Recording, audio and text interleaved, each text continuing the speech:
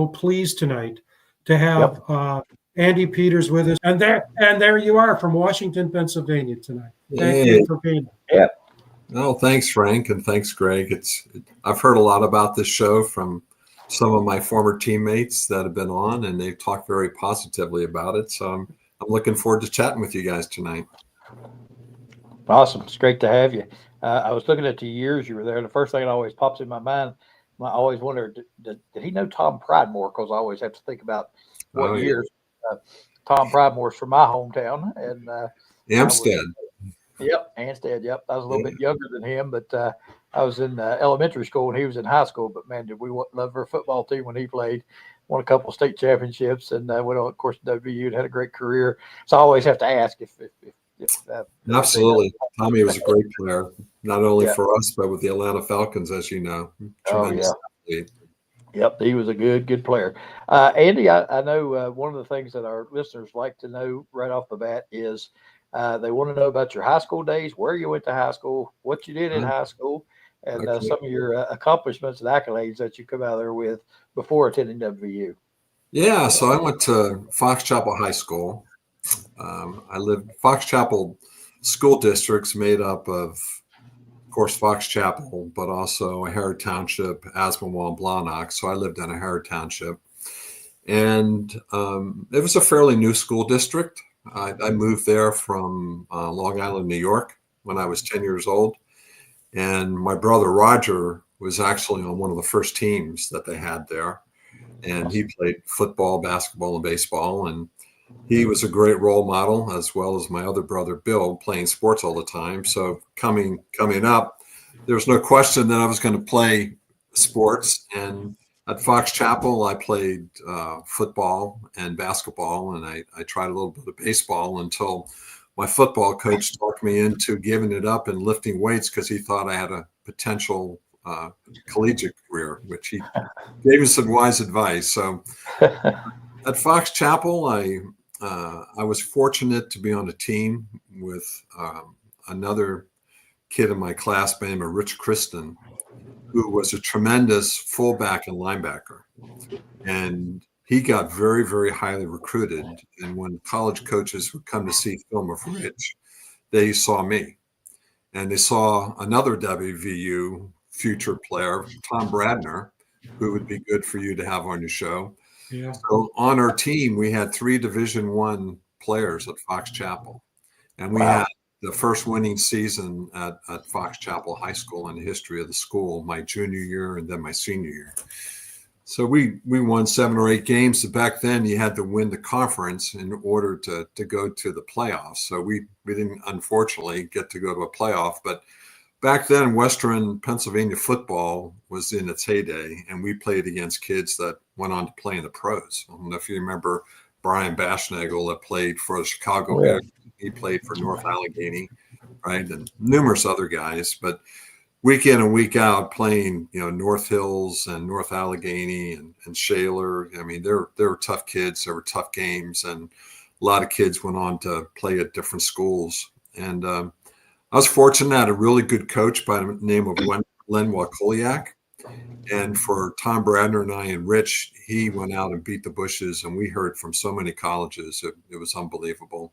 Lots of letters and then a lot of in-school visits and that sort of thing. But I played defensive lineman at probably 180 pounds, which is not crazy these days, in offensive guard. So I made second team All-State my senior year as offensive guard. But I made first string all WPIL defensive tackle my senior year.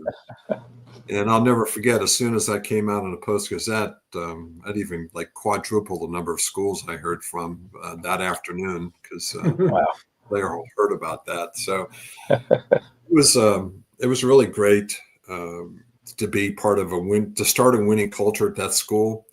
They've put some players, alumni from Fox Chapel in the pros, Leo Wisniewski, Steve Wisniewski, right? Those guys went They've been a little bit down on their luck in recent years because their enrollment's not as big as some of the schools they're in the class with, but hopefully they'll bounce back. But tremendous time at Fox Chapel. And then And the other thing I think that helped me in getting recruited was playing basketball, because I think the college coaches like the fact that you're an athlete, and they could see you and how you moved on a basketball court, not just on a football field. So, right. Yep. So, aside from the NIL and the transfer portal and all that type of things, and the social media, the recruiting process, you said you got a lot of letters and heard from a lot of schools. What was different about the recruiting process then that you see now? And I know, again, the NIL and all that stuff don't count, but what was the recruiting process like really back then? Yeah, so it would be an in-school visit. I guess that's similar to now. Michigan would roll through, and Penn State and Pitt, and of course West Virginia, and different schools, and you would meet, and it seemed like we met in the coach's office, and the schools would make their pitch, and you could tell they just got done watching film. Right. And, those that were interested, start to talk about you making a visit up to their campus or going to their games. I would say what would be really different about it, it was, I just think it was simple, right? When you went to the campuses, I don't remember really being in awe of facilities or caring about facilities so much. I cared more about what my future would be at that school. What could I major in? What could I learn? What could I graduate with a degree in? What was the team like, right? What was their record like? I certainly looked at that at West Virginia. I looked at the players that were there, and I was projected to be a defensive end. So I was really interested in see who else was there that was a defensive end and what class they were in and how much they played. So I'm sure players do that same type of thing now. But, it certainly wasn't as publicized without the social media stuff. I mean, really, nobody knew that much about what was going on with you other than the people that were involved with you, I guess. Right. So who from West Virginia recruited you, or who sold you on West Virginia?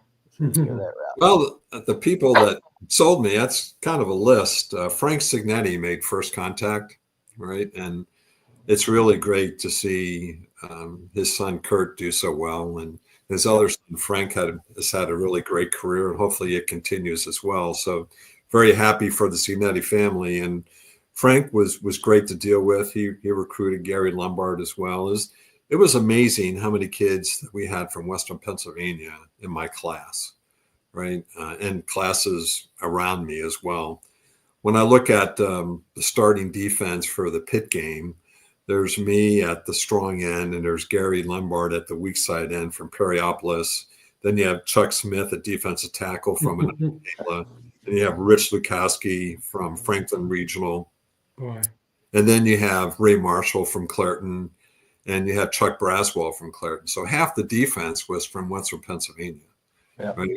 And then if you look at the offense, you had Tom Bradner and Steve Early, both from Western Pennsylvania. But then you had Artie Owens from over on the east side of the state, and excuse me, Danny Kendra as well. And Frank did a great job with recruiting Pennsylvania kids, right? Probably one of the biggest things I remember was my in-home visit with Bobby Bowden and Frank Signetti. My mother was from New Orleans. And if they would have had the chunky soup mom, that would have been my mother, right? She was quite the character. She was quite the cook.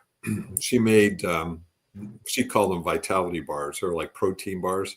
And believe it or not, Rocky Bleier was dating the gal down the street from me. And my mom ended up making these bars for Rocky Bleier when he worked out for the Steelers in the summertime. Wow. So Bobby Bowden and my mother, both being Southerners, really hit it off. And my dad grew up in Pittsburgh, and Frank Signetti was a Pittsburgh or Western Pennsylvania guy. So those two hit it off. So when they came to my in-home visit, there was no question where I was going to go to college. I was going to West Virginia. My dad had a large amount of relatives in Moundsville, West Virginia. In fact, one of his cousins owned and operated the Fostoria Glass Company that operated for years and years in Moundsville. And I used to go tour the factory, and I think they were prime members of the Moundsville Country Club. And we used to go down there and play golf and hang out at their country club. So I had a West Virginia connection. And then when you make your visit, you meet people. And I'm sure you guys have heard this name, Billy Joe Mantooth. You run into Billy Joe Mantooth, and he makes quite the impression on you. He was a pretty cool guy, and he was very convincing about where we should go to school, right? And such a great visit to Morgantown. Frank picked me up after a basketball game at Knock High School, and we drove down with Tom Bradner, and we spent 3 days down there and just had a great time. And you get that family feeling and that real strong vibe that Morgantown has and the West Virginia football program. And I was really sold. And that was a big part of it. Yeah, it's awesome. A great story. Awesome. Once you got to West Virginia now, let's talk about your playing days and at WVU and the coaches and all the things you went through there. Talk about your time at WVU and what that was like. Yeah, so it's amazing. 4 short years could affect someone's life so dramatically. I like to think I had some athletic success while I was there, but it actually turned out to provide me with so much professional success later in life. It's just unbelievable. And it really has an effect on my family as well, because all 3 of my kids ended up going to WVU. And my daughter, Erin, you're talking about the women's soccer team. She was on Nikki Izzo's first women's soccer team at WVU and played there for 4 years. Wow. Awesome. So WVU, big part of my life. Start off, your freshman year, and you really don't know what you're getting into. The jump from high school to college is pretty significant, both socially and also athletically. And they don't do it anymore because there's no freshman team, but a lot of the guys on my team that were freshmen could probably attest to feeling the same way as me. They used to have the Saturday before the first varsity game, a scrimmage against the freshmen. So it was freshmen against the varsity.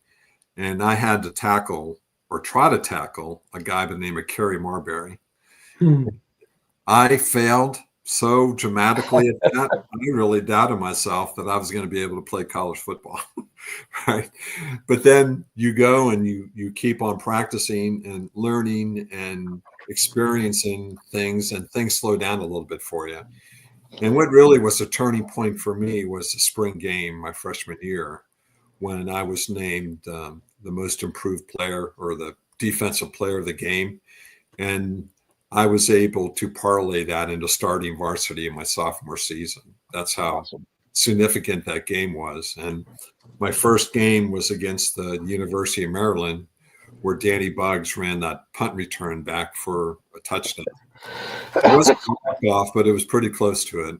And that was my first game. And I remember it vividly because I got ear-holed twice on crackback blocks within the first quarter that I thought, oh my God, is this how rough college football really is? I don't know if I'm going to be able to hack this, because the guy about knocked me out.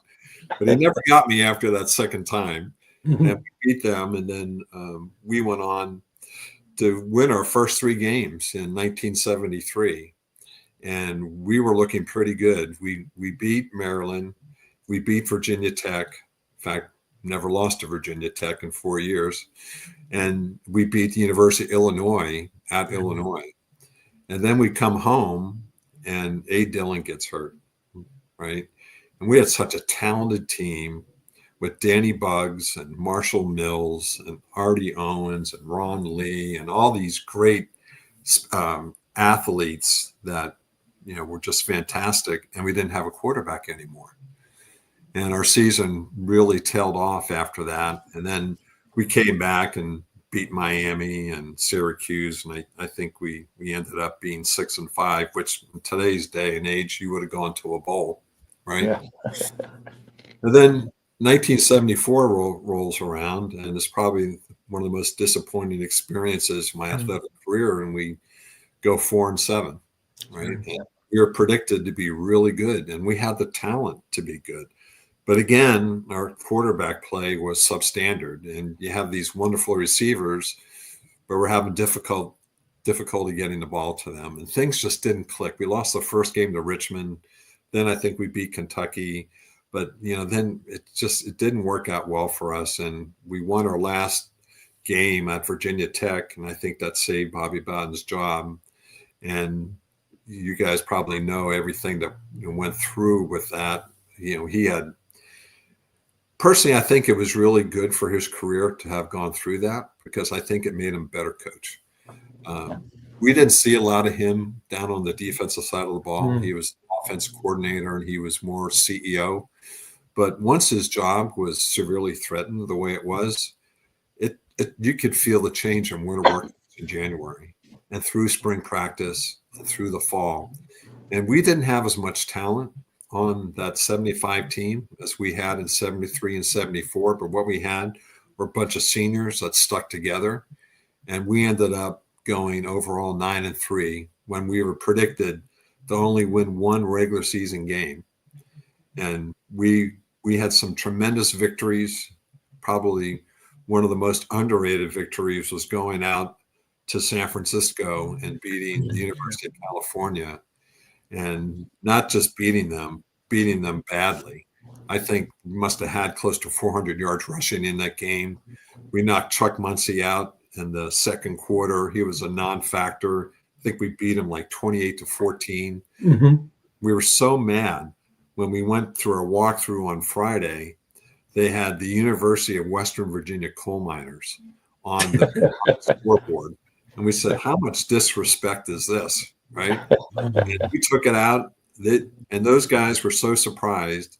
And that Cal team ended up tying for first place in the Pac-8 that year. That's how great victory that was. Yeah. And then, of course, the Pitt game, which was just absolutely tremendous, and then the Peach Bowl. But one thing I did want to tell you about my recruiting, this good story, is that my cousin married an All-American Pitt football player, and he ended up playing for the Pittsburgh Steelers. His name was Paul Martha. In 1961, I think he was drafted number 1 by the Pittsburgh Steelers, and this guy was my hero. And his brother played at West Virginia, Richie Martha. At the same time Paul was at Pitt, Richie was at West Virginia, and I think John Antonick has written about that rivalry between the two and the whole family situation. But when I'm getting recruited and I'm trying to figure out where to go, and I always wanted to go to Pitt, believe it or not, because I was from Pittsburgh, Paul Martha told me, don't go to Pitt, whatever you do. Carl DePasqua has been their coach for the last 3 years, and they've won 1 or 2 games for the last 3 years in a row. And I don't want you to go into that situation. So go anywhere, but don't go to Pitt. So I give them a lot of credit for that situation. Amazing. Now, how about big games? I know you mentioned the Cal game and some others, but talk about some of the bigger games you played. You mentioned that Peach Bowl. It's funny, last night where I work, we're having a little fundraiser, and we've been putting together some stuff for a silent auction.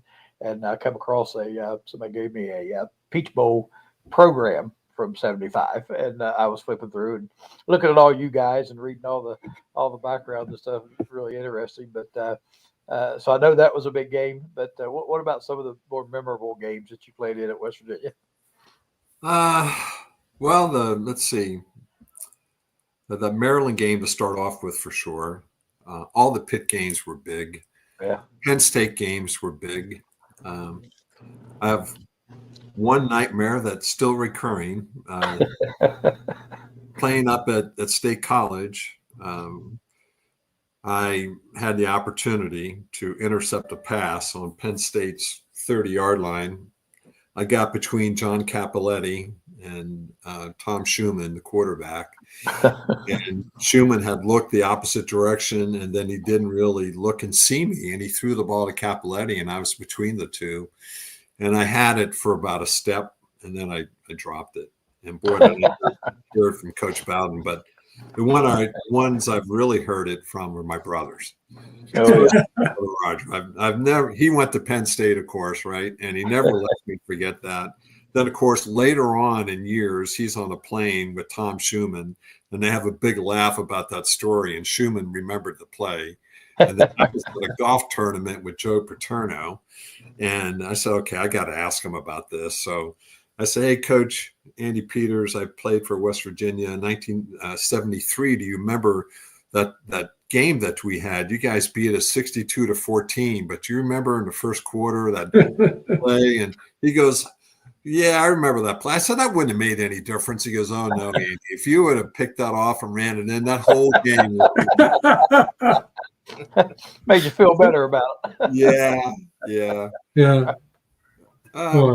Beating the University of Miami in Miami. We were very fortunate. We got to play in the Orange Bowl, the Sugar Bowl, and the Cotton Bowl.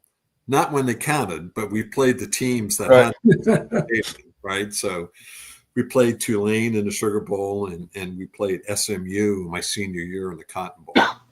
And that was quite a game. You know, that senior season was so special, and we ran off 5 wins in a row, and one of them was against SMU, at SMU, and that was a really tough game. I think we won by maybe a score or less. And I remember Coach Bowden was so aggravated because the SMU band was right behind our bench, and they played the whole game. They never stopped, right? They had a really fast quarterback, and they had Arthur Winningham, who I think played for the Oakland Raiders as a running back. But we came through and won that game, and that was during the Texas State Fair. So now they have it for the Red River rivalry, but when we were there, it was for the Texas State Fair. So the place was sold out. It was a really big game. And then beating Virginia Tech and Boston College was always special because the rivalries there.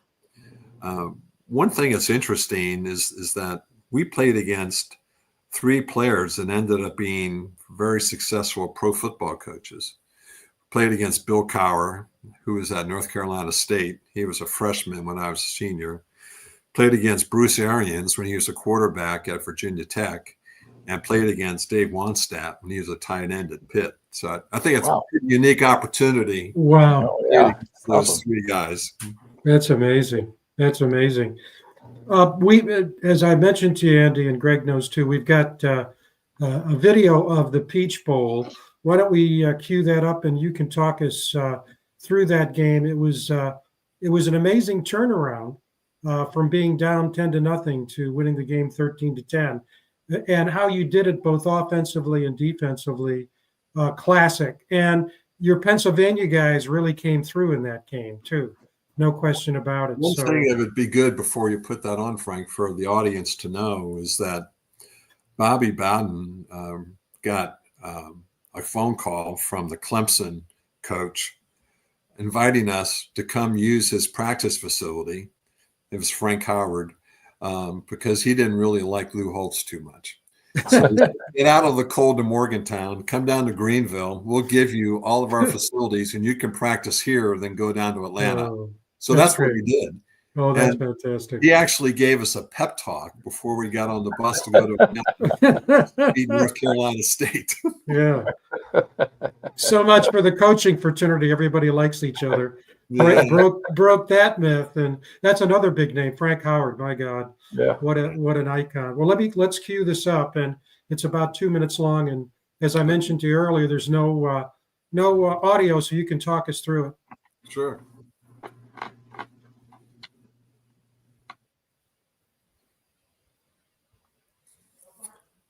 Yeah, we weren't feeling that great, with being down like that, and then. Yeah, the pass to Scott McDonald. He was fantastic player for us. Came over from the basketball team. Artie Owens had the catch, right before halftime. we were with Artie this weekend, Gary Lombard and I, and he said, "I'm kind of mad at Danny Kendra. He threw me that pass, and I caught it for a touchdown. And then when I got to the pros, they wanted to make me a wide receiver, and there's Artie catching that pass right there. And that took us into halftime, just being down a little bit, right? And then Scott caught that ball, and the kid from North Carolina State almost caught him there at the end, but he pulled his foot out. And what a tremendous feeling that was. And then we had to go back out there and hang on, the defense. And Ray Marshall made some great plays, and Steve Dunlap. I think that was Ray Marshall right there that made that play. And I just remember being so tired because, we had just, it was so emotional, and just trying to hold them off at the last minute to keep from scoring a touchdown. And we did it. We pulled it off, and then the Pridemore interception locked it up for us. And that was, what a great feeling. And my grandmother was there, my aunt, my brother, my parents, and we went down to the underground and had probably the best New Year's Eve celebration that I've ever had in my entire life after that game. And what a way to go out, having that be your last college football game. So I think about my first game being Danny Bugg's punt return for a touchdown, and my last game being the Peach Bowl. I think I'm a pretty fortunate guy to have that on the bookends. What if anything, did Coach Bowden say in the locker room after the game? That was his last game, correct? Yeah, that was his last game. But I don't remember there being a lot of rumors or anything about him leaving. If he knew about it at that time, at least I didn't know about it. And, I was pretty surprised in some respects that it happened, and kind of sad, because one of the things I really remembered about that is how I wish so much I could have gone to a bowl my sophomore year. And I think all of us, if it had been possible, even would have played that much harder to get back my junior and senior years, right? Because that was such a fantastic experience. I wanted to do it again. I really wished I had another year of eligibility where I could go back and experience that again. But that bowl, I mean, a lot of people today say, "Oh, there's a no-name bowl this, no-name bowl that." I tell you what, those players that are going to those no-name bowls, they really appreciate that. It's a great reward experience for them that they'll have forever. And I have a Peach Bowl championship ring that I wear every day from that game. We didn't get it at that time. It was an anonymous donor that gave us these rings probably about 10 years ago. We still don't know who it was. We have some ideas, but every day I think about that Peach Bowl, right? Well, back then the Peach Bowl, that was a significant bowl. It wasn't just one of those bowls. That was a significant bowl. Right. And I always, and I've told Frank and others this story before. Somebody else we had on, we were watching a video of the Peach Bowl, and my father, he passed away from ALS in 1977, and in 75, of course, him and Tom Primore's father knew each other pretty well. They lived in Anstead, and they got tickets and took my dad to that Peach Bowl game, and that was, of course, last football game he got to see. But he was a huge fan, and absolutely was thrilled to get to go to that game. So that was that always, every time I see the highlights of it, it brings back some good memories there for sure. And like I said, that was not a just a throw out there bowl game. That was a significant bowl game at that time. There weren't many bowls back then, right? There really weren't. And when I think about that season, it could have even been better. We lost two teams when you add the differential together by 3 points. Wow. Syracuse and Tulane. We lost to Tulane 16-14, and we lost to Syracuse by 1 point. So we could have been 11-1 very easily, right? And what's strange, we lost to Penn State, and we earned that defeat, right? And I don't go back to Penn State anymore to watch any football games, believe me. But North Carolina State went to State College and beat Penn State at Penn State that year. And then we beat North Carolina State. So obviously we were a better team than showed up in State College that day, beating North Carolina State. But what a tremendous year that was. And, it would have been great if Coach Bowden could have stayed on and carried things on there. I love Frank Signetti, but, poor Frank had the tremendous health issue with cancer, right? And I hear a lot of people talk negatively about the Signetti years. I like to see anybody try and be a collegiate coach with cancer, right? And try and do that and raise your family and all the pressures of everything you got going on and all the seniors that he lost from our team. And the schedule just got rougher and tougher. And, he recruited some pretty good players there, right? And he had facilities that were starting to crumble. And other schools were really starting to juice their facilities up. So it was probably getting harder and harder to recruit at West Virginia. But he pulls in Oliver Luck, he pulls in Daryl Talley.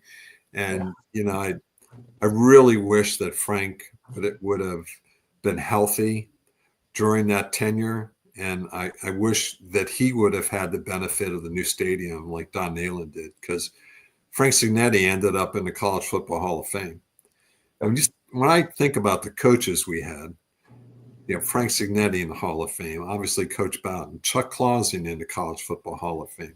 We had Alex Gibbs, who invented the zone read blocking scheme for the Denver Broncos. We had Duke Henshaw, who coached for the Tennessee Titans all those years. Joe Pendry coached with Alabama, with Nick Saban, and coached for the New York Jets, right? We had just tremendous coaches. Duke Henshaw, all right, I mentioned already, but he was such a great player at WVU. And Donnie Young, right? Donnie Young brought so much motivation and never had a bad thing to say. He's always encouraging. We're very blessed to have that coaching staff. Yeah, that's that coaching staff. We've talked to some of these folks, and everybody talks about the coaching staff. And you look at what they went on to become. Even after that it's been pretty amazing when you look back on it. Speaking of that, one of the things Frank and I talk about often is you guys that we have on the show, and we talk to. One of the things that we enjoy the most is researching it and looking at your life and everything you've accomplished. And the fascinating thing is, and again we've talked about this time and time again, is what so many of you have accomplished since your playing days at WVU, and how much impact you think WVU had on that lifestyle and life of your own. So why don't you talk about after you graduated, you went on into the business world, and obviously you've had tremendous success. Talk about that again, because again, me and Frank talk about this with all the guests we have from your era and even before, and what they have accomplished since they got out of the school. Some of the things that they've accomplished has just been absolutely amazing to us, and you're no different. So we've researched it. Well, I've been very fortunate to have a pretty successful business career, and I'll tell you what, I've gone through the hard knocks of it. When I left WVU, I wasn't sure what I wanted to do, but I kind of thought that I wanted to give mining a chance. And my father worked for U.S. Steel, and he had me interview with the head of the coal division, and he gave me an opportunity. But he goes, "You're going to have to start off as a coal miner." I said, "Okay, I'm up for that." I mean, pretty big cultural shock from college student to coal miner, like overnight. But he said, "We don't know if you're going to like it, and we don't know if we're going to like you. But you go ahead and give it a try, and we'll take it from there. And if you do well, we'll bring you through the program and put you in our management development program," which at that time was one of the best in business in the United States. So I was a coal miner for 18 months. I went through a 6-month strike, contract strike, which I had my first child 45 minutes before my benefits expired. So there I am, coal miner with a baby daughter and no job, right? And my brother was working for Dick Corporation, and I said, "Hey, I'm on food stamps, man." and I got some money saved up. I don't know how long this strike is going to go, and can you get me some work? So when the union stewards weren't around Dick Corporation's jobs, I went and worked there as a laborer until the union steward came back, and then I had to leave. And, you know, I swept floors, I scrubbed toilets, I did really menial labor, right? And then everything started to click at U.S. Steel after the strike, and I became a fire boss, where I walked the underground mine for 8 hours a day looking for hazards, roof falls, lack of ventilation, methane gas. And then I took my next examination and I became an assistant mine foreman. And for 6 years, I took men and women underground and loaded coal, right? And not only was I their boss, but I was their EMT in case anybody got hurt.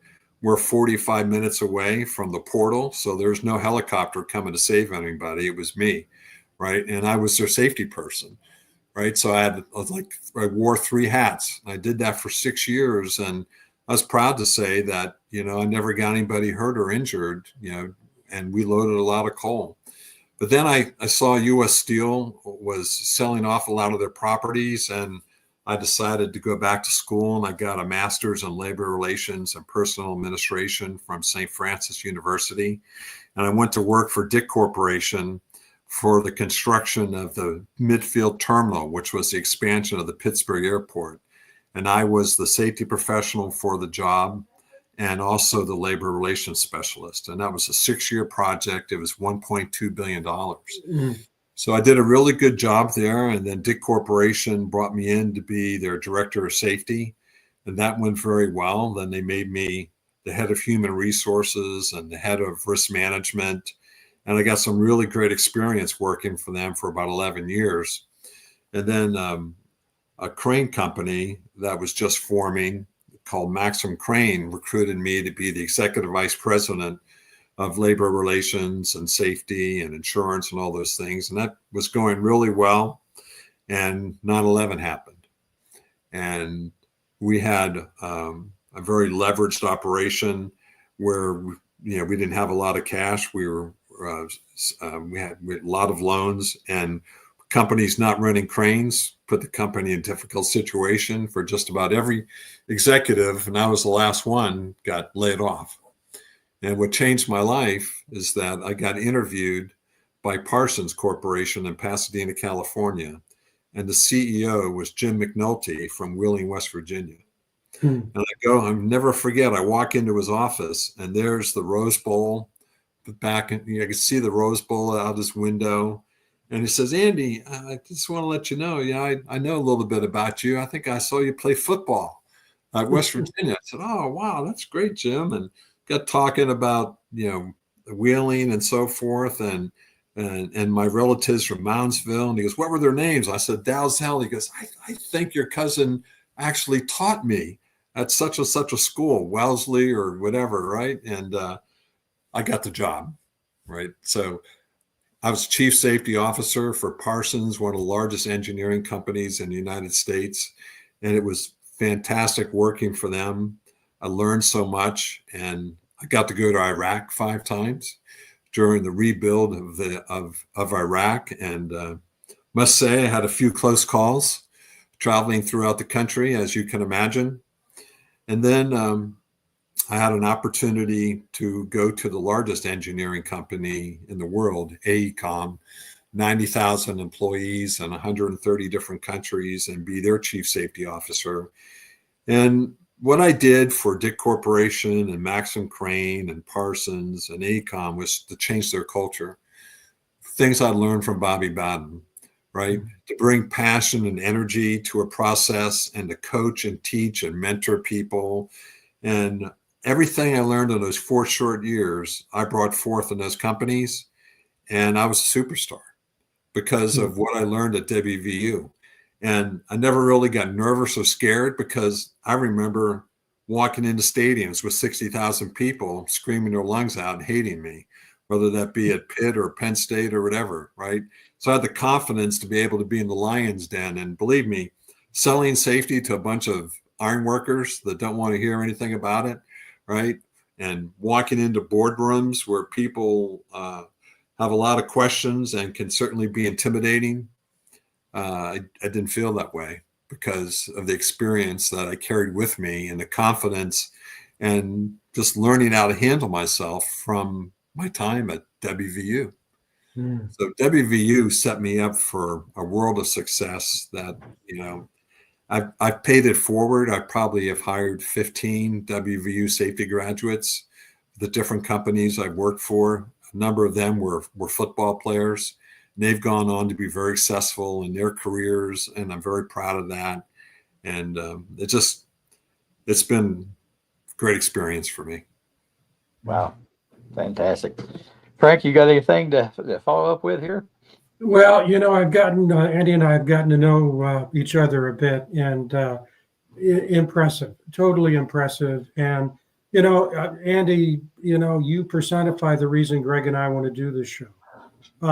Because what it does is it not only provides a lens to the history of WVU football, but also the people who played it, who they are, and what they've done with their lives. And it's just, what you've done is just incredible. And I think what it does is, in so many ways, is draw more than a dash line connection between football and life. And also emphasizes how important that head coach is. Andy, as we listen to you talk about your incredible career, both on the gridiron and afterwards, and we've had a number of people who have who talked to us about you, and you basically are the real deal of those summaries as other people see you. And one of the things we didn't talk enough about, and that's why we're recording another day to extend the interview with Andy, is for him to talk about the accolades that he's received, both football and otherwise, since he's retired. But the first thing I want to talk about is that photo behind you. It's not a football player, is it? No, that is my hero. That's Roberto Clemente. We share a birthday, August 18th. I grew up in Long Island, New York, and my favorite baseball player was Mickey Mantle. And then we moved to Pittsburgh when I was 10 years old, and I'll never forget my uncle saying, "You think you like Mickey Mantle? Wait till you see this guy, Roberto Clemente, play." So I certainly moved over to the Roberto Clemente camp and really admired him as a player, but also everything he did in his personal life to help people that were suffering catastrophes. And he was always there after these earthquakes had wiped out a particular region to supply help. And he's just a fantastic person to try and model your behavior after. Yeah. Absolutely. When you think about the person and the player, and a tremendous player, but what an incredible person. And then testimony, his legacy is the circumstances surrounding his death. Just a role model, both in baseball and in life. There's no question. Let me put up a couple of the visuals that we used. Oh, let's do this one so it stays up there.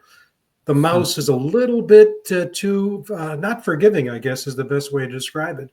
This is the advertisement, the promo that we use, the thumbnail, as they say. And when you look at the accomplishments on the football side, on the left-hand side there, very impressive. And obviously, you talked about your experience as a business person. We're going to talk more about that in a few minutes, because I've got I hope a legible version of that photo in the middle, upper middle there. Yeah, the portrait there in the middle at the top. I was very surprised one day. I think I was at Kegler's for one of the coaches shows, and Coleman Barnes came up to me and said, "Hey, I just want to let you know that you're in our hallway for alumni success." And I was completely flabbergasted. I didn't know what the alumni success hallway was or anything about it. So he explained it to me. And basically, Coach Brown did a fantastic thing, recognizing the fact that so few college football players go on to play pro football. well under 2%, right? It's 1 point something percent. So that's telling him that the majority of his team is going to go on in life and do something. And they needed to be prepared. So he created this 5th quarter program, which brought alumni into the fold to make them available to talk with the current players, provide them with some insight into what the future could look like in different market segments, and explore their interest and possibly help with that type of thing. Interview skills, I think, between the Chambers program and the 5th quarter program, they send 4, 5, 6 football players over to Europe to tour around and get to see some different things that they would never in their lifetime get to see. So the Alumni Success Hallway is basically, those former football players that have gone on in life to achieve a high degree of business success. Mm-hmm.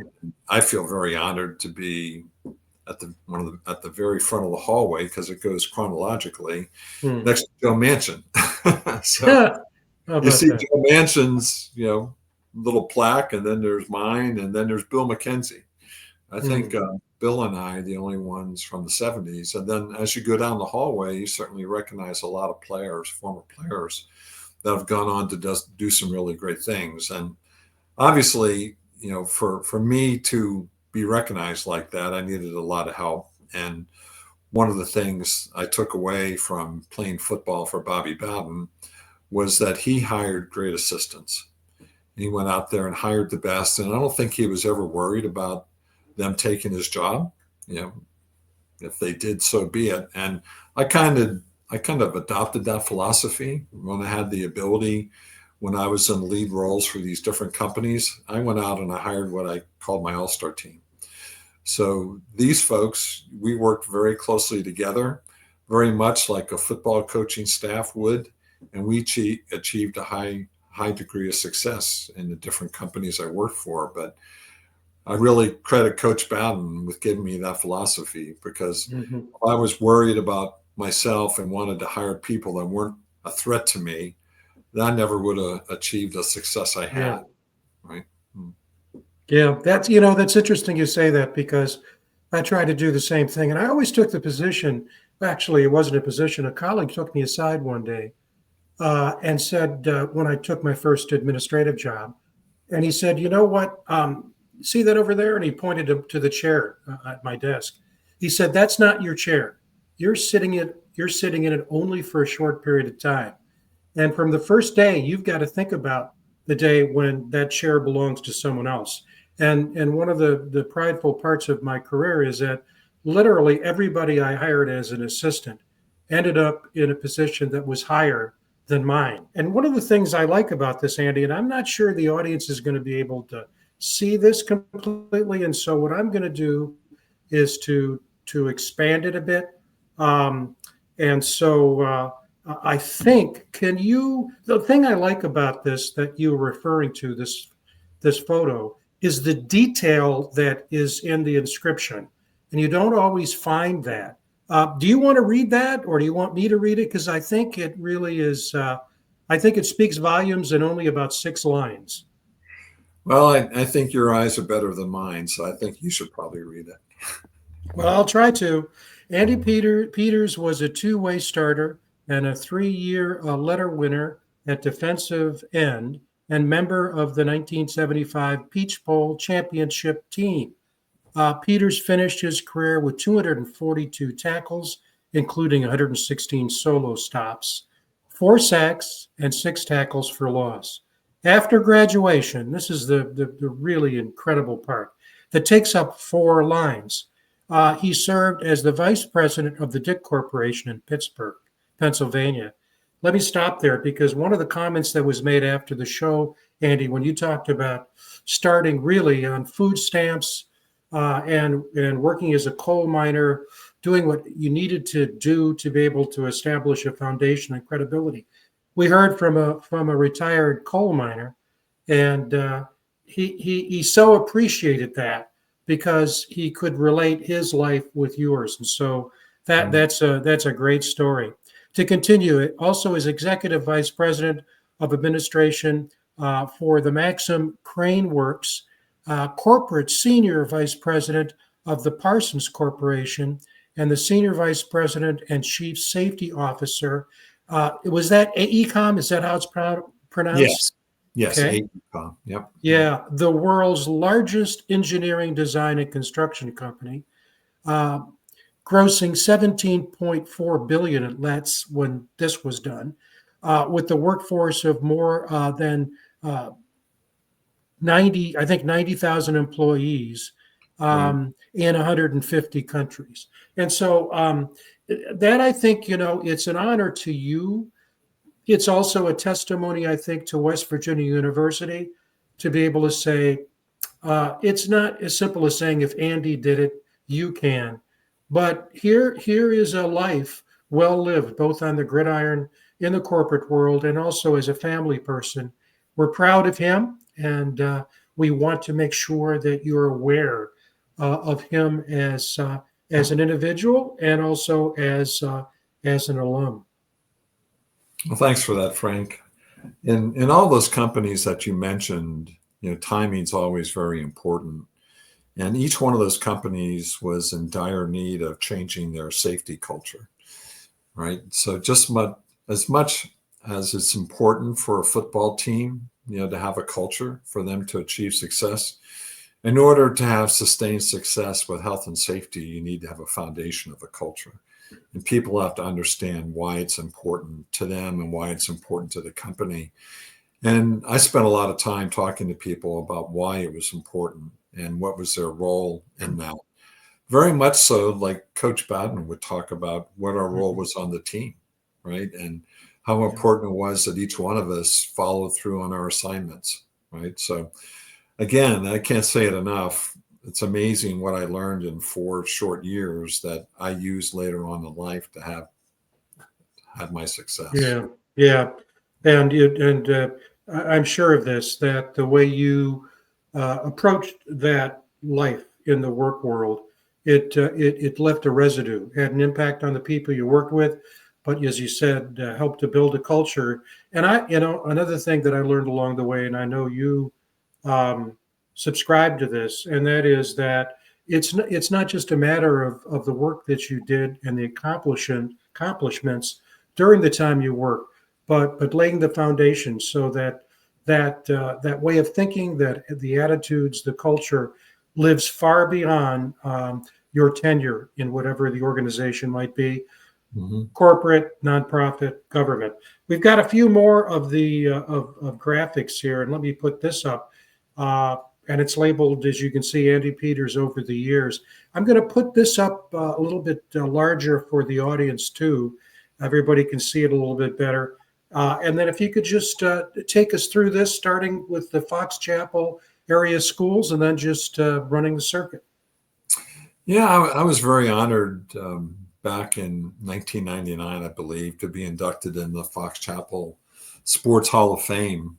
I think I was in the 4th class of that program, and it's still going on today, where much like WVU does with their Sports Hall of Fame, they recognize student athletes from various sports. It could be cross country, it could be golf, could be obviously football, basketball, baseball.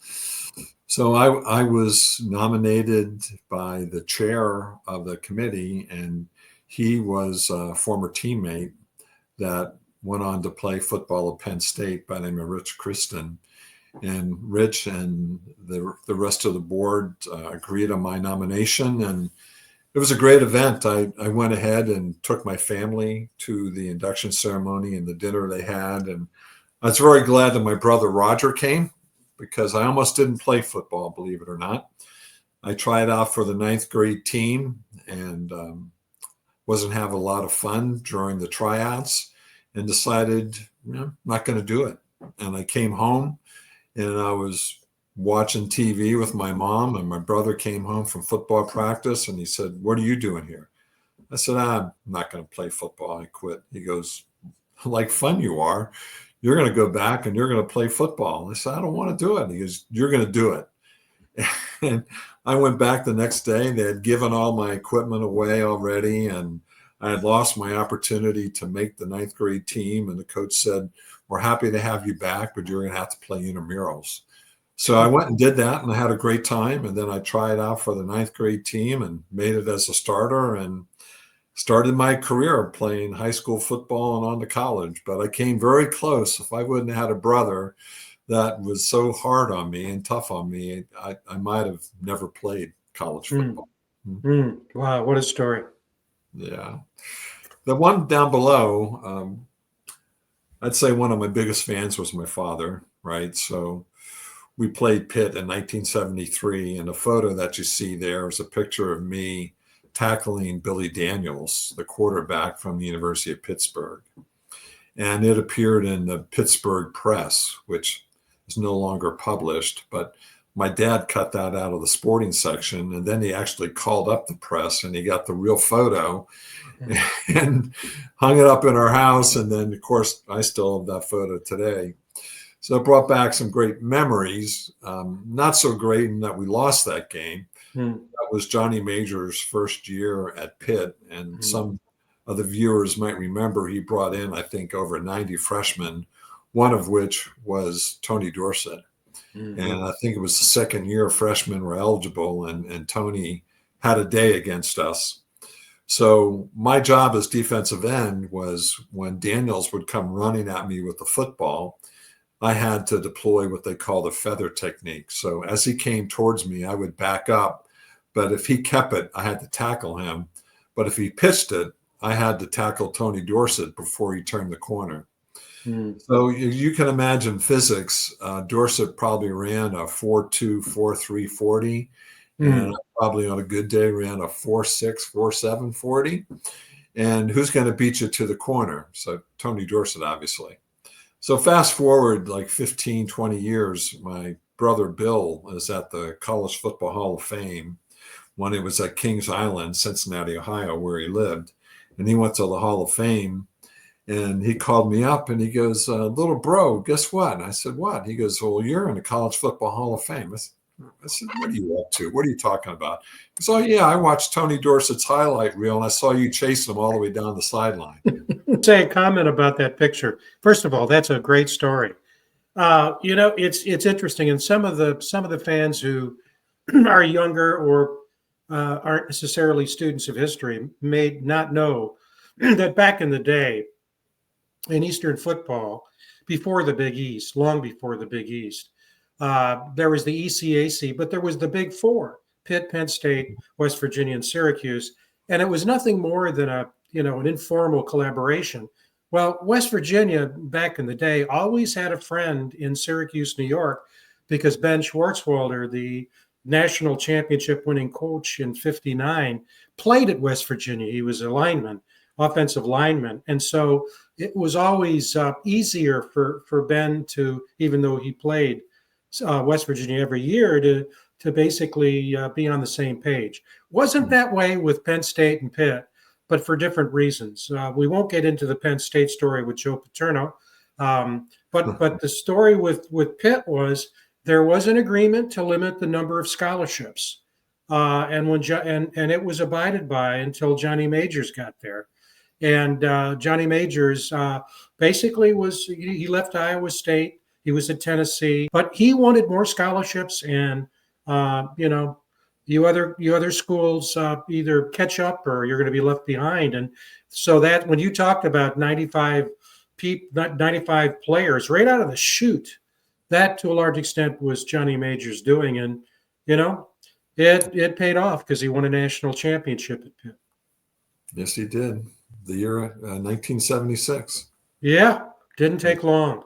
Yeah, when I was at Iowa State, he was the Iowa State coach. And I always tell people, they say, what was it like for Johnny Majors? I said, he was good, but I'll tell you, the guy that came after him, from my point of view, did even better, and that was Earl Bruce, who left Iowa State and then ended up obviously at Ohio State. They're both gone now, but they were both great coaches. Very different personalities, though. Yeah, so that's a photo of the '75 Peach Bowl squad. That that season really made my time at West Virginia really, really great. Sophomore year, we're 6-5. Junior year, we're 4-7. Not predicted to do very well in 75, and we come through and go 9-3 and go to that Peach Bowl, which was fantastic. And there was a lot of talk about getting back at Lou Holtz, because in the 72 Peach Bowl, he really put it on West Virginia. I think it was like 42-14 or something like that. So there was a lot of payback that we wanted to provide for Coach Bowden. Probably the highlight of the 75 season was that Pitt game. And I was talking about that technique that I deployed in 1973 with the option. Well, we totally changed that for 1975. Coach Clausing was an excellent defensive coordinator. And he got with Gary Lombard and I, and he said, what we want to do in this game is we don't want Tony Dorsett to beat us. And this is the first game for Pitt's quarterback, Matt Cavanaugh, as a starter. Their starting quarterback was hurt the previous week. I think it was Robert Haygood. And they're short on quarterbacks. So what we want to do was, when you get that read, Andy and Gary, when Cavanaugh starts running at you with a football, you run out on Tony Dorsett and make sure that he doesn't get the pitch. So we did that, and that forced Matt Cavanaugh to have to keep the ball. And then we had Tom Pridemore, just an outstanding safety, that would come up and just literally demolish Matt Cavanaugh. I'm surprised he was able to get up after some of the hits that Tommy put on him. So the Pitt coaching staff had to change their offense on the fly. And because of that, we held Tony Dorsett to his lowest rushing total in 1975. I think he had 109 yards. I don't think Tony ever rushed for less than 100 yards in his entire career. But we held him to that total. And the next week against Notre Dame, Dan Devine was the coach at Notre Dame. And obviously, like most coaches, they see the film from the previous week. So he saw what we did to Tony Dorsett, and he totally ignored our process. And that game against Notre Dame, Tony Dorsett set the single game rushing record for NCAA football. I think he had well over 200 yards, maybe over 300 yards. And I always thought back to Dan Devine, like, why didn't you do what we did? Yeah. Right? And you probably would have won the game, and you would have contained Tony Dorsett. But the 75 Peach Bowl was a fantastic event. One of the things Coach Bowden always did when we visited a new city is that he'd make sure we got a tour. So when we played in New Orleans in 74, we had a tour of all of New Orleans on one of those Gray Line buses. When we played Cal in 1975, he did the same thing. Then, of course, we got to see a lot of Atlanta, and the bowl people there put on a great show. And it's kind of strange being with the opposing team, because you had group events together and big luncheons. And I think there was even like a beauty contest that I remember. But it was a fantastic experience. My family was all there, and then winning was just icing on the cake. And it was your last game and Coach Bowden's last game. Yeah. Yeah, 2 weeks after the Peach Bowl, Coach Bowden announced he was going to Florida State. I think Coach Bowden has written in his memoirs that 75 season really catapulted him into his career. Obviously, the Pitt game was one of his favorite games that he's ever had. It was actually on his birthday during that year, and he gives a lot of credit to our 75 Peach Bowl team. Yeah, and the kind of person he was, maintained relationships with folks through the years, and it wasn't, certainly a part of it was because he was just the person he was. But even though he was not from West Virginia, I mean, he came to West Virginia from Florida State because Jim Carlin, who was the incoming coach, wanted a much more explosive offense than what they had at Georgia Tech back in the day when he was there. And they brought Bobby Bowden with them. But there was something about Morgantown and West Virginia, the people of West Virginia, that stayed with him long after he left. And, I've always wondered if he would have stayed. But what a special person he was, who touched so many people, deeply influenced. And it goes back to the point I made earlier, Andy, that it's not just a matter of the impact you've had when you're at a place, but sort of the residue that's left, the legacy, and you talk, as well as others, about the impact he had on you, not just during the time you were there, but in terms of influencing your philosophy and your practice. And you can't, when you add, perhaps one of the best, maybe the best football coach ever, I mean, you can't get any higher than that. This guy was just beyond special. Yeah, for sure. Honored to have played for him and to know him. And the other thing that was kind of neat was that his two sons were on the team, Tommy and Terry, right? And Tommy turned out to be a pretty good receiver, and then obviously went on to have a very esteemed coaching career, as did Terry. Terry was a lot of fun, and we got to know him pretty well because he was the scout team tailback. Right. So, everybody loved Coach Bowden, but let's face it, he's the head coach. And sometimes, you didn't always agree what he was doing or putting you through. And we take it out on Terry. And I'll never forget, Terry said, "You all must be mad at my daddy today. You're really, really hit me hard today." Yeah. Right. So he was very good natured, and we really enjoyed him quite a bit. Yeah, Terry, had a great Tommy, obviously, at Clemson and Tulane. We had him on the show a couple of weeks ago. He was what a character. He's just he's a natural in front of the camera. There's no question about that. And Terry did a great job at Auburn. Coached up at Akron and also at Louisiana Monroe. A tremendous football mind, both of them. Terry, just a great X's and O's guy, and they were both walk-ons at WVU, correct? Yeah, yes, they were. Yeah, that's great. It would have been so easy for Coach Bobden to give his sons scholarships, but they earned it, and that speaks volumes again. And then the bottom picture you have, also from West Virginia, and that's from one of the colleges, correct? Yeah, it's an award that still exists today from the School of Business and Economics. It's the role of distinguished alumni. It's not necessarily sports related. It's from anybody that graduated the School of Business and Economics that went on and had a good career.